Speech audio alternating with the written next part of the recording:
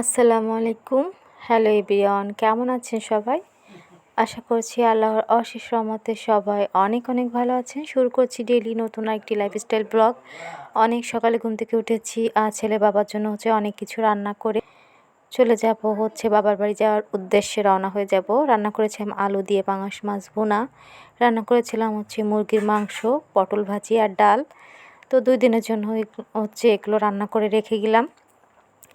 আর এখন এই যে দেখতে পাচ্ছেন রওনা হয়ে যাচ্ছি। তো খুব একটা বেশি ভিডিও করিনি, খুবই ছোট একটি ভিডিও। আসলে ওইভাবে ভিডিও করা সম্ভব হয়নি, পরবর্তীতে শেয়ার করার চেষ্টা করব। যাই হোক, ছোট একটি ভিডিও। তো প্রতিদিন ভিডিও যেহেতু ছাড়ি, সেই সুবাদে ভিডিওটি করা। আশা করি আপনারা ফুল ওয়াচ করে দেখে নেবেন। তো এরপর বাড়িতে এসেছিলাম, দুপুরে গোসল করব। তো তার আগে বেশ জোরেই বৃষ্টি নেমে গিয়েছিল। অনেক দিন পর এভাবে বৃষ্টিতে ভিজে কিন্তু গোসল করতেছি, তো খুবই মজা লাগতেছে। পুকুরেই গোসল করব। তো ভাবিকে বলছিলাম যে একটু ভিডিও করে দাও। তো ভাবি ভিডিওটা করে দিচ্ছিল। এনজয় করে বৃষ্টিতে ভিজে ভিজে গোসল করেছিলাম। তোকে দেখে হাসছে আকাশ, রংধনুতে সাজবে আজ, লেগেছে মনে প্রেমের হাওয়া।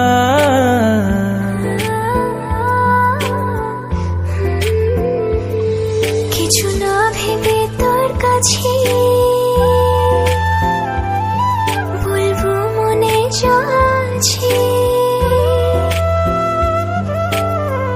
অনুভবে করে আসা যাওয়া।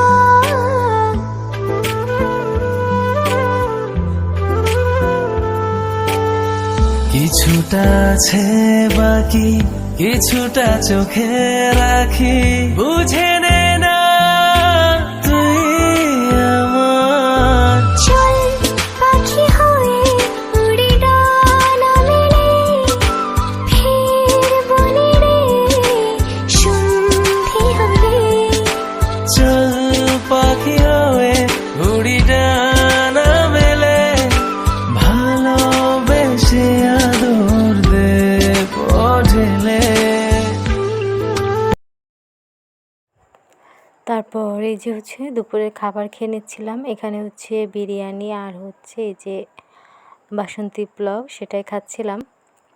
তো এটা বড় আপু পাঠিয়েছে, সেটাই। তো বড় আপুরা মামা বাড়িতে এসেছে, আগামীকালকে আমাদের বাবার বাড়িতে আসবে। তো তখন দেখা হবে, অনেক দিন পর, প্রায় 2 বছর পর বড় আপুর সাথে দেখা হবে।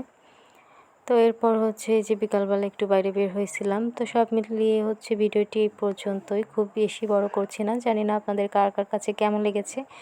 যদি ভালো লেগে থাকে সুন্দর একটি কমেন্ট করে জানাবেন। তো দেখা নতুন কোনো ভিডিওর সাথে। সবাই ভালো থাকবেন, সুস্থ থাকবেন। আল্লাহ হাফেজ।